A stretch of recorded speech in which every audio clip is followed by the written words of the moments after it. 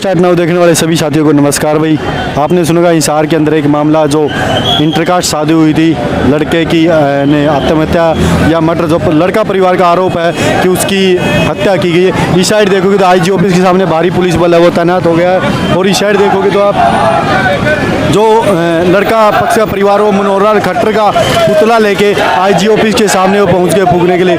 इस साइड देखोगे तो आप भारी पुलिस बल है तैनात हो गया है। इस साइड देखोगे तो पुलिस प्रशासन है वो बातचीत के लिए आगे जा रहा है। और यहाँ पर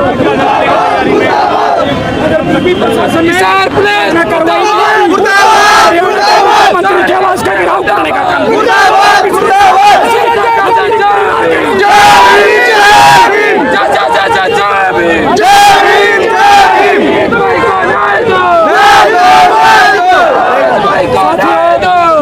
देखो तो भारी पुलिस बल तैनात हो गया उसे।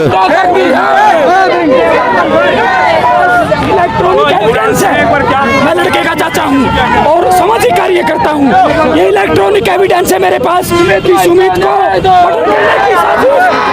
साजिश जो इंस्टाग्राम पर रची गई थी, और ये लड़की जो है ना उसकी बुआ के लड़के से बात करती है, और उसकी बुआ का लड़का कहता है कि इसको मार दे, क्या ये लड़की कहती है ये अच्छा रहेगा।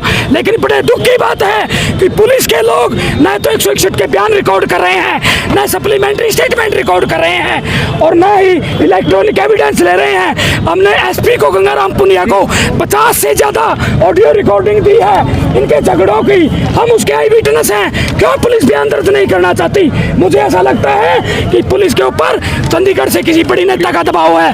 अगर पुलिस ने आज के इस प्रदर्शन को देखते हुए आरोपियों को गिरफ्तार नहीं किया गया तो आने वाले समय में हरियाणा प्रदेश के मुख्यमंत्री का घेराव करेंगे, उसके आवास का घेराव करेंगे।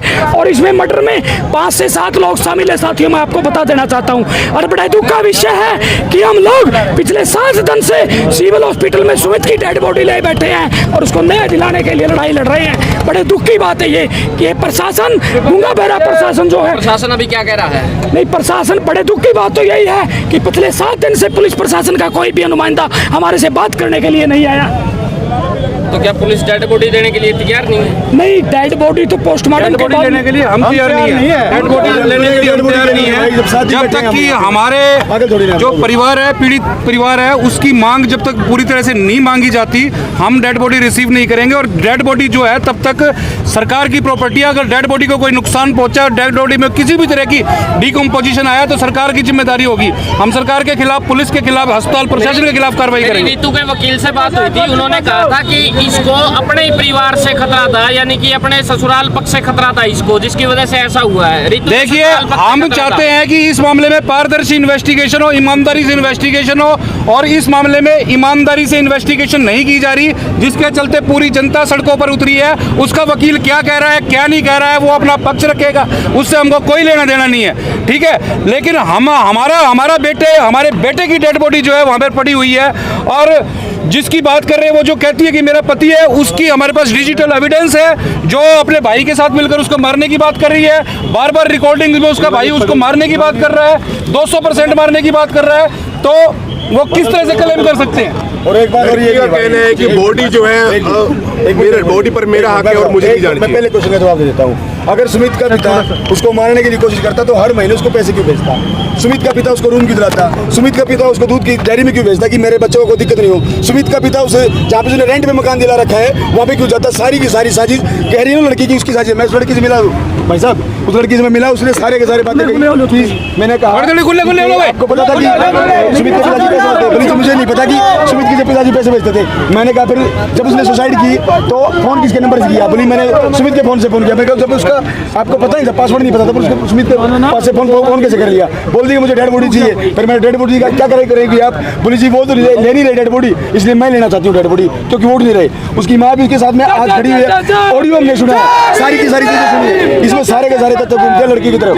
मैंने उसको कहा कि ये अब उनकी बहू है, उनके समाज की बहू है, और सिर्फ इतना ही नहीं, इनकी जमीन के ऊपर भी ऋतु का हक है। देखिए सर, वकील पता नहीं क्या कहेगा, वो वकील का कहना है, वकील कुछ भी कह सकता है। आज जिस माँ बाप ने एक बच्चे को पाल पोस के बड़ा किया, 22 साल का किया, तो आज पूरा का पूरा हक उसका है। अगर उस लड़की के ऊपर ये आरोप नहीं लगते तो हम 1% मान लेते कि भाई उसका हक है। अब प्रशासन के लोगों से हम सिर्फ हमारी यही एक गुजारिश है, भाई तुम लोग ईमानदारी से इन्वेस्टिगेशन करके इस कहानी को सिरे लगाओ।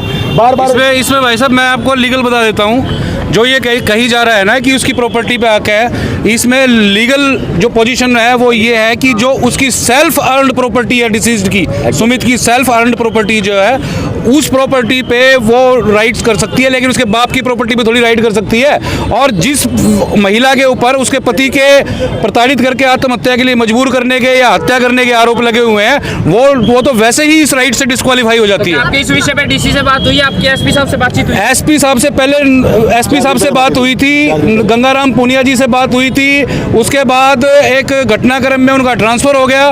ट्रांसफ़र होने के बाद नए एसपी आए हैं, उन्होंने अभी तक ज्वाइन नहीं किया।